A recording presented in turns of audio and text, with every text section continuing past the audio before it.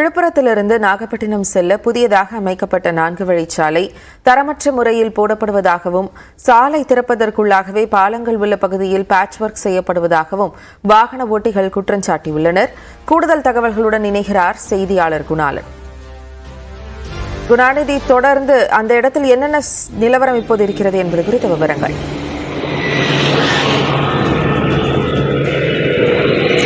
வணக்கம் ஜெனிஃபர். அதாவது விழுப்புரம் நாகை இடையே 194 கிலோமீட்டர் தொலைவுக்கு இந்த தேசிய நெடுஞ்சாலை என்பது அமைக்கப்பட்டிருக்கிறது. அதாவது 6431 கோடி ரூபாய் மதிப்பீட்டில் முழுவதுமாக சிமெண்ட் சாலையாக அமைக்கப்பட்டிருக்கக்கூடிய இந்த தேசிய நெடுஞ்சாலை என்பது இன்னும் பணிகள் என்பது முழுமை பெறாத சூழலில் இன்னும் இந்த சாலை என்பது திறக்கப்படவில்லை.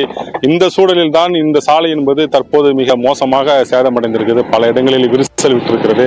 சாலைகள் என்பது சமமற்ற முறையில் அமைக்கப்பட்டிருப்பதால் ஒரு அதிர்வு இருப்பதாக பொதுமக்களும் வாகன ஓட்டிகளும் தெரிவிக்கிறாங்க. தொடர்ந்து இந்த சாலை என்பது முழுவதுமாக சிமெண்ட் சாலையாகவே இருப்பதால் மழைக்காலங்களில் அதிகப்படியான விபத்துகள் ஏற்படுவதாகவும் தற்போது தெரிவிச்சிருக்கிறாங்க.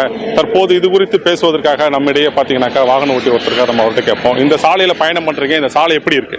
இந்த சாலை பார்த்தீங்கன்னா டூ வீலர்ல போனோம்னு பார்த்தீங்கன்னா வச்சுங்களேன், மேடும் பள்ளமா இருக்குது. வேகமாக போக முடியாது. 40 to 45 கிலோமீட்டர் வேகம் தான் போக முடியும். காரில் சுத்தமாக வைப்ரேஷன் அதிகமாக இருக்கு.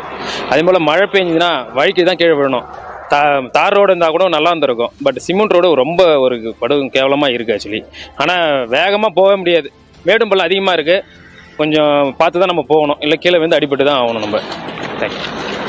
கேட்டிருப்பீங்க. அதாவது இந்த சாலை என்பது தரமற்ற முறையில் அமைக்கப்பட்டிருக்கிறது. அதே மட்டும் சமமற்ற முறையில் அமைக்கப்பட்டிருக்கிறதாகவும் வாகன ஓட்டிகள் தெரிவிக்கிறாங்க. தொடர்ந்து அதிர்வுகள் இருக்கிறதாகவும் விரிசல்கள் இருக்கிறதாகவும் இதனால் தொடர்ந்து விபத்துகள் ஏற்படுவதாகவும் தெரிவிச்சிருக்கிறாங்க. அதாவது இந்த சாலைக்கு பதிலாக தார் சாலை அமைக்க வேண்டும் என்பதே வாகன ஓட்டிகளுடைய பிரதான கோரிக்கையாக இருக்கிறது. ஜெனிஃபர், தகவல்களை வழங்கியதற்கு நன்றி குணாநிதி.